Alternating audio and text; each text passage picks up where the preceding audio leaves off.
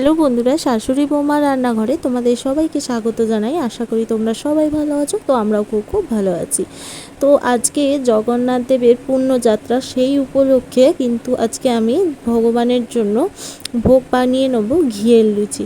তো সবার প্রথমে এখানে দেখতেই পাচ্ছ ময়দা নিয়ে নিয়েছি, তার উপর দিয়ে দিয়েছি স্বাদ মতো ঘি। দেখো, এবার জল দিয়ে ভালো করে কিন্তু ময়দাটা মেখে নিতে হবে। তো একটা ডো করে আমি 30 মিনিট মতো ঢেকে রাখবো, যাতে ডোটা একদম নরম হয়ে যায়। তো 30 মিনিট পর দেখো ডোটা কিন্তু একদম নরম হয়ে গেছে আর স্মুথ হয়ে গেছে। তো এবার আমি কিন্তু ছোট ছোট করে একদম লেচি কেটে নেবো, ঠিক যেভাবে আমরা শীতলের লুচি বানাই। তো সবার প্রথমে বলে রাখি, আমার চ্যানেলে যারা নতুন, তো প্লিজ চ্যানেলটিকে সাবস্ক্রাইব করে পাশে থাকা বেল আইকনটিকে প্রেস করে দাও।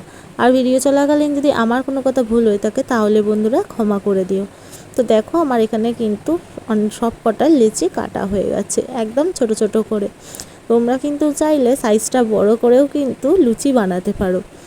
তো দেখো, আমি কিন্তু এখানে লইগুলোকে গোল করে নেবো। তো কড়াই ঘি দিয়ে দিয়েছি, ঘি গরম হয়ে গেলে আমি এখানে দেখো একদম সম্পূর্ণ নতুন কড়া, নতুন ছাঁকনি আর নতুন চাকি বেল্লা কিনে নিয়েছি ঠাকুরের ভোগ বানানোর জন্য। তো এইভাবেই কিন্তু আমি ঘিয়ের লুচিগুলো ভেজে নেবো পরপর। দেখতেই পাচ্ছ এখানে কিন্তু লুচিগুলো আমার ভাজা হয়ে গেছে।